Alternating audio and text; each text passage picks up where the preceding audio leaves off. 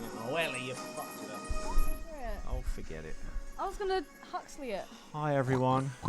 It's with a heavy heart we bring not the last episode. Sorry, today's episode was meant to be a Star Wars Redux / review breakdown. Not from the fault of the potential co-host for that particular show, Joe Sangray. An awful thing happened to my car in London yesterday, and I got a flat tyre. Oh no. More of that saga later, though. Hi, I'm Ethan McKinley. It's the 2-Minute Terminator, and we are on episode 73? Yep. Or 4? 73. Episodes 93, 94. That's a Star Wars throwback. Yeah, we're going from episode 73. It's we're not quite there yet. There's about 5 episodes left before we actually come to it, because the credits are actually longer than Terminator Salvation. Oh god. But, Hi, I'm Ellie Fitzgerald. Oh yeah, you've got to talk too, don't you? Hey. Hey. Hi. Yeah, so it's a regular. Blue. It's a regular Terminator episode. The stammering. I'm a bit discombobulated, really. I've not really slept. I've had about 2 hours sleep. I've walked around in torrential rain for an entire day and last night. But we'll get to that, Ellie. We'll get there. We'll get there. The clip begins with the Terminator essentially stepping out onto the chain / hook above the molten metal, shaking Sarah's hand. I thought she said thanks at this point. She goes, thanks. Why did you think that? Because I weirdly... I must have dreamt it. No, I always get this film confused with Educating Rita. I love Educating Rita. She goes, Frank, thanks. Thanks. Before he gets on the plane. I always think she says thanks to the Terminator in this. So he's That's a great movie. He just gets on the chain, says goodbye, shakes Sarah's hand, and it ends with... What do you think of Julie Walters? I quite rate her, you know. Yeah? Yeah. She was great in that. There's another movie called Personal Services. No, there was another film. That? There was another film called Hit the Music. Yes.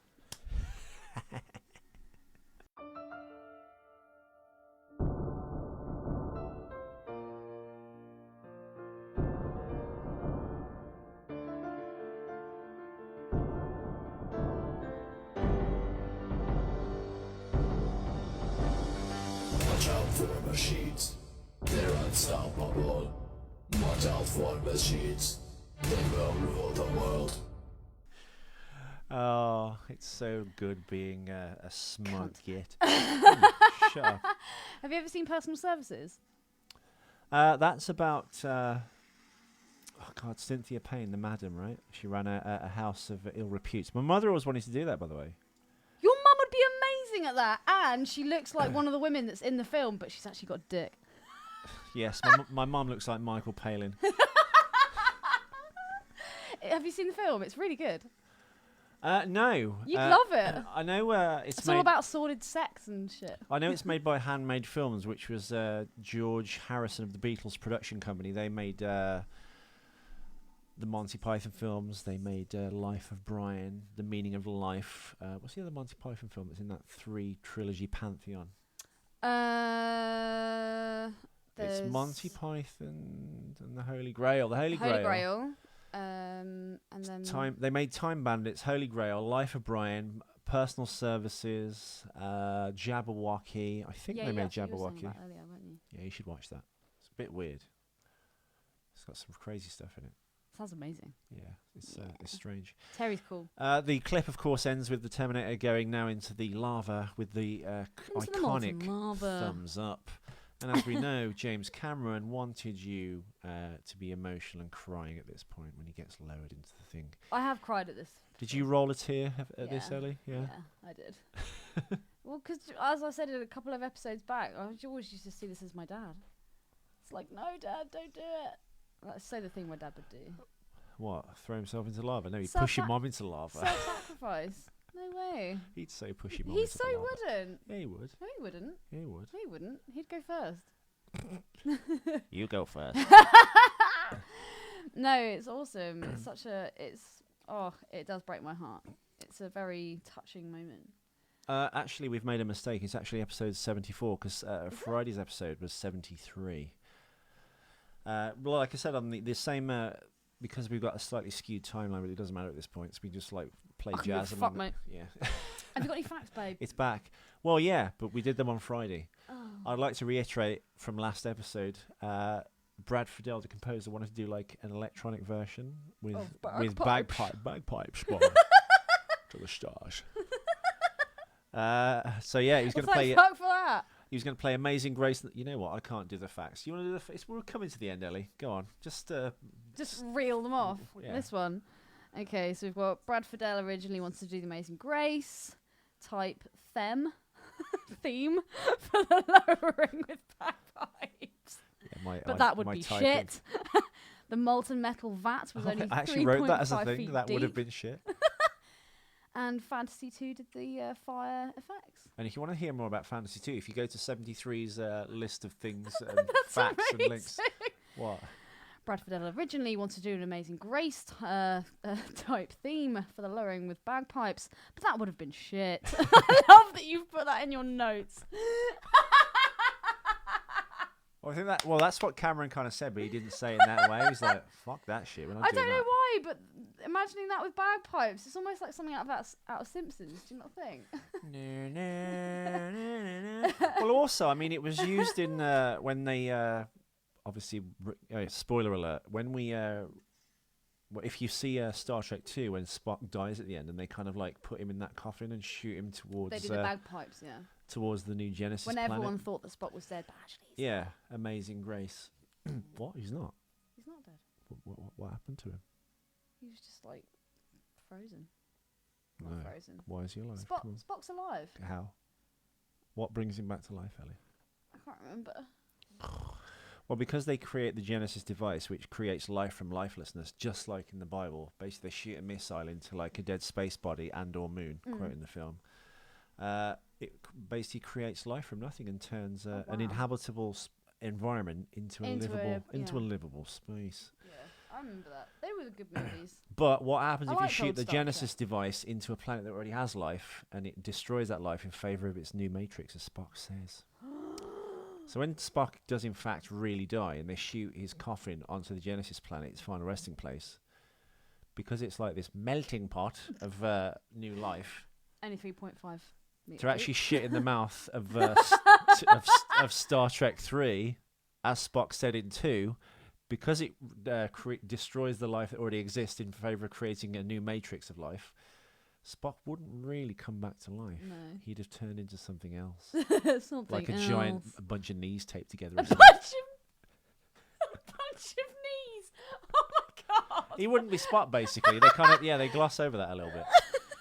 But yeah, he does come back to life on the Genesis planet, which sadly is unstable and is going to explode. So actually, there's a weird thing. Christopher Lloyd's in that as like the main Klingon baddie, but you never kind of like... I don't know. You know it's Christopher Lloyd, I think, because he's so obviously familiar because of Back to the Future. At that point, he'd only really done Taxi, which he's famous for, the sitcom with Danny DeVito and Jeff Conway. It's quite good. It's quite good. Yes, Christopher Lloyd was like this drunk / taxi driver, AA recovery person. Okay. And obviously what broke him into movies was he was cast as Doc Brown. That's nothing like Doc Brown. But my Jimmy Stewart's pretty good. Oh, Yeah, you're Merry James. Christmas, movie house. Grace, there's a kid watching me. Get out of this wheelchair. That's a good one. You are good at James. Thank you. James and Sean. Oh, thank you. That wasn't Boy. Sean either. Bowen. Shut up. Welcome to the Rock. Okay, so what can we discuss about this particular 2 minutes? Well, I I mean, don't actually remember him saying goodbye. no, I don't. Do you not? No. So is that an extra? Maybe it's a special edition thing. I think it's a special edition because I just watching it back then. I was like, I don't remember him saying goodbye. Well, in the upcoming episodes, we are going to do some bonus episodes where we go like in grim detail of all the deleted scenes and bits and the Skynet thing. We're actually If going you'll to do the detail, we're actually going to watch the nearly 3-hour Skynet version of this film to cover the bits we did miss. By setting this up downstairs and watching on the Blu-ray big screen. Yeah. So you kind of get a, you know what? You don't even have to listen this far with all the individual episodes. You just can watch that episode. I might be buying Royce's TV off him. Why? Well, because he's moving in with Laura, How much? and Laura's got her own TV. How much? We said we'd discuss it. All right. Well, please no, Ellie.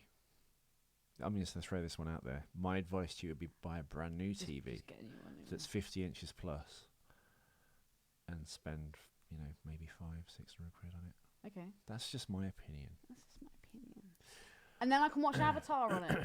You can, and I will say, like, Yay! if a TV experience is made for that, it's Avatar. You haven't quite got a 50-inch down there, so I'd probably skip it. What is downstairs? My advice, hopefully an unfurnished basement. My advice to Royce would be, don't get rid of your TV yet, because as we've all found, listeners, you can have a hunky-dory relationship, but as soon as you move in together, things change. A little bit, to quote Brad Pitt, the world kind of seemed the same, but had changed. You couldn't quite describe it. And Brad Pitt said that? in Interview with a Vampire, not about moving in with people, I especially. was going to say, what you Just just... quoting movies, not actually telling saying what they are. The world had changed, but stay the same. That's kind of what it is. Okay. I moved in with a girl once who insisted we move in together. I knew what. Yeah, I knew it was going to go wrong because I had my lovely house in the Aberville village in Clapham in London. Really? Yeah, I didn't know it was there. which was dirt cheap. And then, after dating for 2 years, she's like, I want to move into this luxury flat in Clapham. And, well, we didn't basically. Well, we did, and then within 4 months, she was out the door. And Is that the flat where you put your hand through the glass window? no, that was Abbeville when I was painting, and Painting. spies. Spies. Berries and spies. So, what do you think of this? The end scene, Ellie? It's fucking brilliant. They made you feel empathy and love for a robot. I felt like I was losing like a loved one, a family member. Is this Arnold Schwarzenegger's best film, do you think? I think so, yeah. Is it actually? Yeah. Really? Yeah. I don't know. It is. What beats this? Oh, I think in terms of a quality film and drama, I guess this is the best thing he's ever done. But I don't know. Commando and Predator are great. They're great, but I just think his immobile eye. For me, Terminator 2 was the pinnacle. Yeah. It was on top of a mountain. The actual close-up of his face here, it's a lot better than what we've seen in previous scenes, where you said it was just like a flap of skin that they've just put on his face. Well, I mean, that could have been from a day's shooting, and they did one insert shot of him coming over the conveyor belt, and maybe they'd make up a kind of his eye doesn't move in this. That's the one thing that gives the game away. Yeah, it's kind of like a fixed eye, but I guess you could argue the eye's broken at that point, so therefore it doesn't move. If you look at the Terminator eyes in this one, they're slightly different. On the cover photo. Yeah, the cover photo of the 2-minute page. Terminator Facebook page. Please follow, and share, and tell your friends to join. Bastards! By the way, listeners, if you could take 10 minutes over the Christmas period, if you do have some time off. We've had 2 new likes this week, though. Go to the invite page and invite all your friends to the 2-minute Terminator page. Please do. I'd love to know what this create a call to action is. It's one of those things where you click on it and then Facebook asks you to send £10, and they'll fuck that. contact 5,000 people, etc. Pay you shit. I do like that cover photo now. It's so good. So good. It is so Super good. high res. Super Hollywood. So yeah, the mineral oil tank that they lower Arnold into is actually only 3 or 4 feet deep. So basically, Arnold sat on his arse, and as he gave the thumbs up, he just kind of lay back into it, or crunched, reverse crunched. So is that all that Jello shit? Is he just mineral laying in oil jelly? lit from below with oil? Fuck, that must have been a bitch to get off. Yeah, probably. You've gone all Scottish this evening, Ethan. Yeah. So yeah. Sorry, listeners, for the low energy. I'm so tired. We may as well get this out of the way. I was going to do today a Star Wars thing with Ellie and Joe calling in. That's obviously not happened because driving through London after my finishing that. Driving through London. I've got a fucking flat tire. Driving through Clapham. And people just keep waving at me. I'm just like, what's going on here? Or going, and pointing to the car. And people usually only do that to me when I forget to turn the headlights on. I do that nearly every time I drive. Sorry, John Nichols, your training was rubbish. So yeah, people kept waving at me, and then I kept hearing this, the drive kept bumping and going like that. The car did, and I always get that sometimes when you fall asleep at the wheel, and you hit those kind of wake up paint at the side of the highway, the freeway, or someone's kitten. Yeah, and you hit there's grooves in it, and it wakes you up, and you go, oh my god, we're gonna die, and then so that was happening. I thought, but there's no white line. I'm not hitting the white line. So I was like, what's going on? And then I just drove on some more. 10 minutes later, I could hear this like almost like rubber, like someone putting on a wetsuit, trying to like God. get their giant like Holly feet into it. And I was like, what's wrong? It can't be the flat tyre. The tyre would never be that flat. It was a slow puncture, I'm sure. And then I'm on Clapham High Road. Yeah. And then this guy like runs out into the road. And he's like waving at me like a maniac. He keeps pointing at the back wheel. I was like, oh, of course it's that. I went, oh no, it's that. And he's like, pull over in here. But he looked like an unsavoury character, so I didn't know whether unsavoury. I didn't know whether to trust him or not. What did he look like? And he's like, you can't drive any further. You're going to destroy your car. I was like, I know I've got a flat tyre. He went, no, it's actually flat. Like, the tyre, it looks like it's empty. You're riding on the rims, and that's, that's bad. So he went, pull over and pull in here. But I didn't know what was going on, so I was like, I'm not going to pull into your driveway. I'm going to pull into you fag. Yeah. So I came across, pulled over and went all across the opposite side of the road of the oncoming cars. And I Was it pulled not over. scraping by this point? Yeah. Oh my God. So I pulled up onto the pavement, which was opposite his place where this church was. And I've then seen that James Bond. he ran over and he's like, right, let's get this sorted out. No, it wasn't Mick Jagger. He didn't come over. It wasn't Mick Jagger. Another friendly Londoner.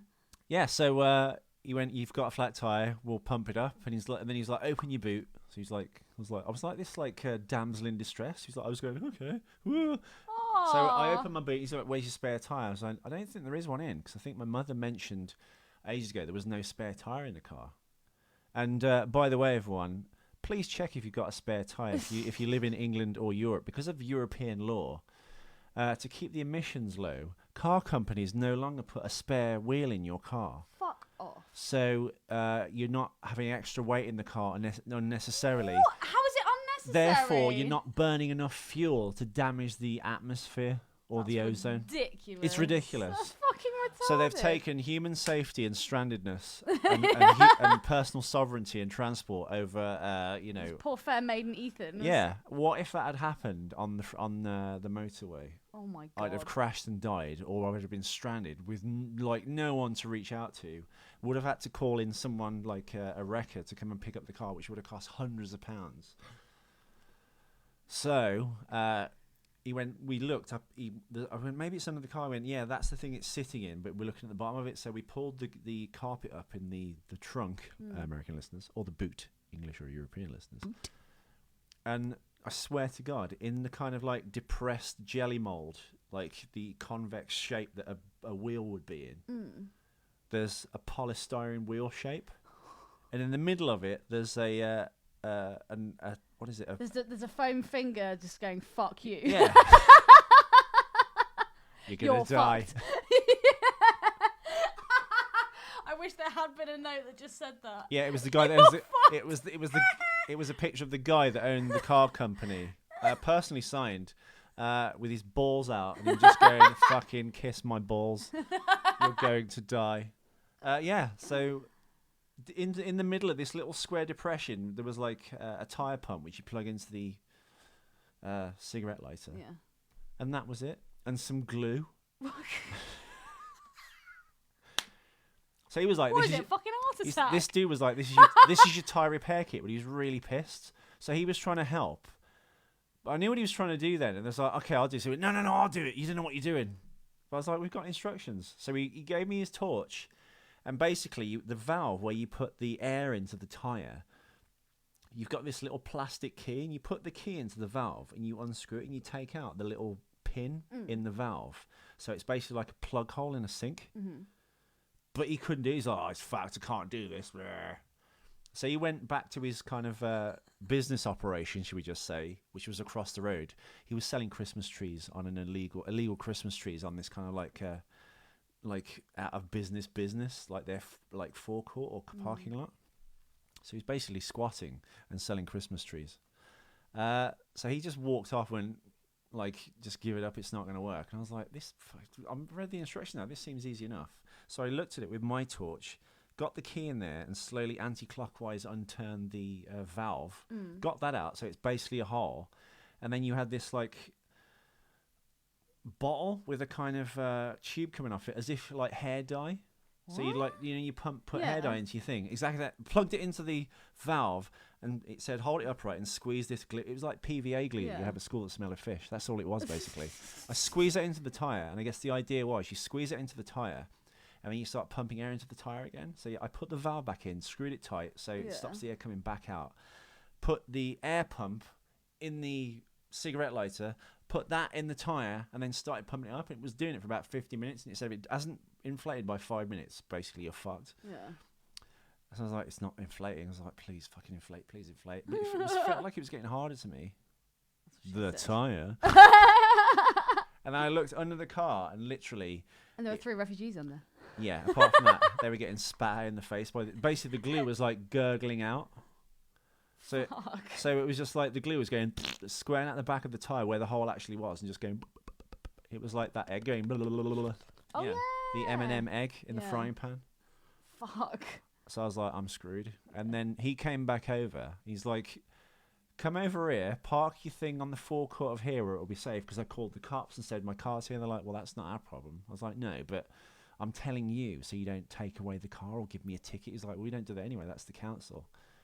He's like, we have no control over that. I was like, okay, can I lodge a kind of case with you to say I've left the car here? So if I do get a ticket, I can go, I'm not paying the ticket because I told the police and they said it was cool. And he's like, even then, it's nothing to do with us. Fucking hate the police, man. What the fuck do they do to help us out?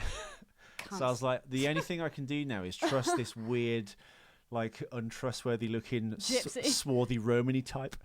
Romany. This Jippo. So I drove onto the forecourt of his, like, thing. And it was all these Christmas trees, a bit like the bit in Lethal Weapon where Mel Gibson goes to the Coke deal. It was literally those 3 dudes from the Coke deal in Lethal Weapon, but without the Coke and in America and with Mel Gibson. I'll give you the whole best tree of the lot for nothing. But the shit's going to cost you 100. Ooh, that much?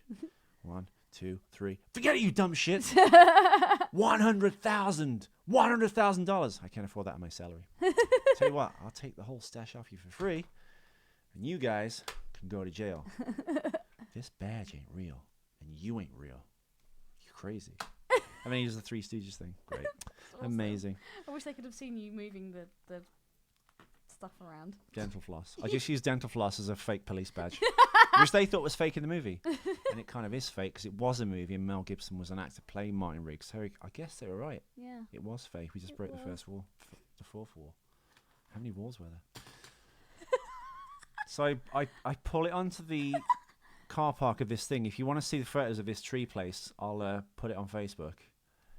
And I put the car there, and I was just like, what do I do now? Should I just leave, or should I talk to these people? I need to form some kind of, like... Bond with my captors, so they don't fucking... They probably sell my car. And they're like, yeah, we're going to sell it to the Nigerians.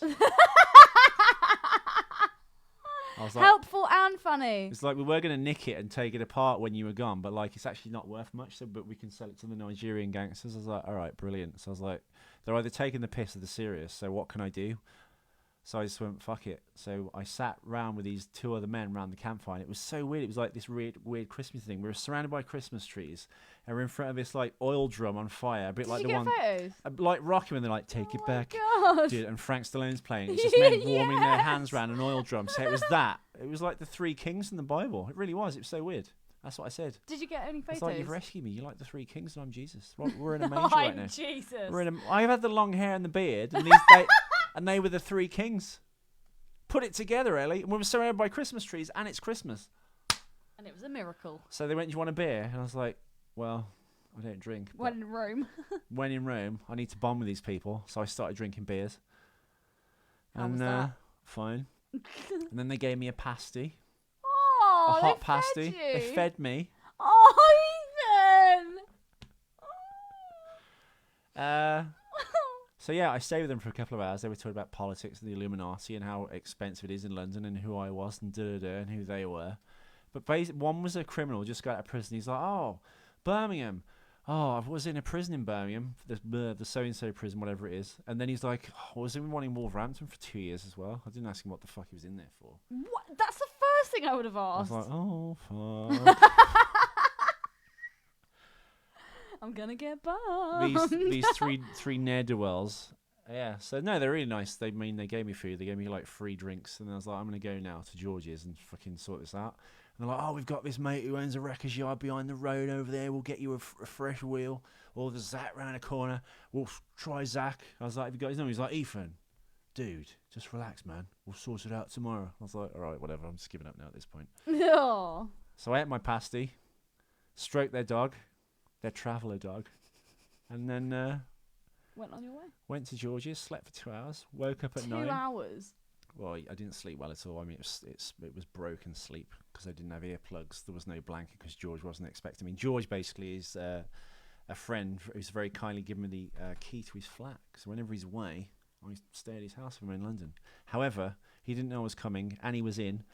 So I slept on the most uncomfortable sofa bed ever in this studio flat, which has more glass in it than fucking Trump Tower, and it gets hot as fuck. hottest. Even if it was in Iceland, It's hotter than the sun. it would be hotter than the sun. So I was like, I had nothing but this tiny like blanket thrown over me in my pants, trying to sleep. So I woke up, called this dude called Zach, who I remembered from the night before. He said 70 quid, I'll sort it out. And then I just had to make the time in London for like 4 or 5 hours. But I went to make sure the car was there at midday, and it was. Amazing. And he gave me a cup of tea. We chatted about the business. Basically, he's essentially using squatters' rights. He puts the caravan on the forecourt of this defunct building. And he said the guy that owns the building came by with all these like hired muscle types to get him kicked off. But there was nothing they could really do. And he's like, I'm just, squatting here. So he paid them off, and he just sells Christmas trees all through December. He makes enough money to not work for 6 months. That's amazing. Because he doesn't pay rent, because he's not renting the space. He's just parked on it, and he just sells trees. Maybe that's what you should do. Yeah. And I was like, yes, because you gave me like free drinks last night. And He's like, yeah, I'm making fucking loads of money, dude. We were having a little party yesterday. Oh, that's so fucking awesome. He was the nicest man ever. Mitch, his name was. Thank you, Mitch. I know you Thank listen you, to this. Mitch. God bless you, Mr. Mitch. It really was. It was like some weird like Christmas miracle. Christmas rescue. Yeah. I was Jesus. They were the three kings. It's so heartwarming. It was. It was really heartwarming It tale. was lovely. I thought I was parking my car literally because they looked like guys, and they probably would have sold the car, or it would have been on bricks or not there. Well, no, they probably just saw that you were a good guy and you needed They just said help. your car. And They said we said your car's fucking worthless. Otherwise we would have stolen it. So yeah, went there today. Arranged for the Zach, the dodgy tire man, to come at 4, and he did turn up at 4, and I paid him $70, and he put the wheel on, and I was cool. Drove away. That's fucking awesome. We swapped numbers with Mitch. He's like, "Stay in touch. I like you, Ethan." Did you touch dicks? Nah. Did he have a fit sister? I wouldn't have touched anything in that caravan.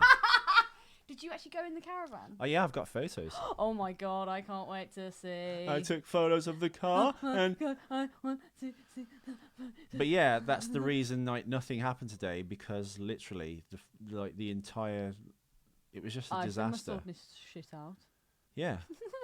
It was just a horrific disaster. Well, thank God you're safe, darling. There's the wheel, Ellie. There's Jesus the kind of weird milky PVA glue squirting at the back. I took a photograph of the wheel so I knew the size and type of wheel it was. Amazing. Yeah, and there's the little Christmas trees. There's the little Christmas trees. There's my car parked with the flat tire. Such a shit car. So yeah, let me park it there. I was like, do I hear anything? He's like, no, I'm not fucking paying anything here anyway. But I gave him a bottle of champagne and stuff from work. He's like, is that for me, really? That's what I'm touched. Aww. So yeah. Oh, I kind of wish I had got my tree from there now. There's the little thing, and there he is. Aww. Saved by Christmas. There's Mitch standing in the doorway. Wait. Oh, Mitch. He had this like little Victorian Dickensian That's stove. fucking awesome. He had a real fire in his caravan. That's so amazing. You'll have to Yeah. put these pictures on the page. It literally was like Santa's like Look, HQ. you've even got the Star of David shining on you. Yeah. The symbology last night was like so like weird and profound and strange. It really was. It sounds incredible. Yeah. It was It's almost like your tyre was meant to blow out. It was a little Christmas adventure for you, Ethan. Your tyre blew. Now blow me. Now blow me. Blow me. Yeah. So basically, yes, I was rescued, but that's why I'm so low energy today. I was just literally I was just knackered. Knackered. I was canucked. Canucked? Didn't I send you a picture of it? Yeah, there it is. That's the most Christmassy. That is very Christmassy. Right, we should probably wrap this up. We should. We shall be back tomorrow with another episode, one of the later final episodes of the actual film. I think we've got a bunch. I think maybe we've got 3 episodes to do for the credits. Probably. How are we going to do that? And then when we're out of the woods there, we can do bonus episodes. And then after Christmas Day, I think we should probably do a Christmas Day special episode just to piss Ella off. Eller. Push. Yeah. So what a crazy 24 hours, but I so know. bizarre. Strangely rewarding though. Yeah. It's like I was like, thank you, Mitch. You've got a little And when I glint in shook your his eye. hand, I put my other hand on top of his hand and went, that's the nicest thing anyone's done for me for a really long time. You were like my weird Christmas angel. And he's like, get out of it. Get out of it, you fella. Get out of it. So yeah, Amazing. I was saved by the gyps. I was actually thinking off the record now that I was going to burn down an Indian caravan park. Not an Indian. No, that's the week after. A gypsy caravan park like in Snatch, but no, I like the gypsies. Well done, gypsies. You gyppos. We salute you. We salute you. So yeah, that was the last 24 hours. No sleep, practically. And I got my car repaired. And I guess, putting the wheel on the car is my Christmas present to my mother. It's actually her car, but technically it isn't, because one day she rang me in, because I used to store money in her account for tax purposes. She rang me one day and went, I bought a car today. I was like, that's nice. What have you bought? She was like, was it a Vauxhall Agiva? Fucking piece of shit postman Pat van. I was like, how do you afford that? Because it was like $8,000. She's like, I'll use your money. I was like, okay. Thanks, Mum. Thanks, Mum. I used your money. So now it's my car. It was. But yeah, thank you so much for tuning in. Thank you for tuning in, listeners. And I'd like to send Christmas blessings to Gary, the one that's in prison. I didn't talk too much because I didn't want to ask his name or any questions really, in case he put a shank in my neck. Fresh fish, fresh fish, fresh fish. I don't belong here. And Mitch, Right, the so much as Christmas hear a tree mouse man. farting here. Hasta la vista. Baby. Oh, you're doing it, are you? Yeah. Christmas wishes.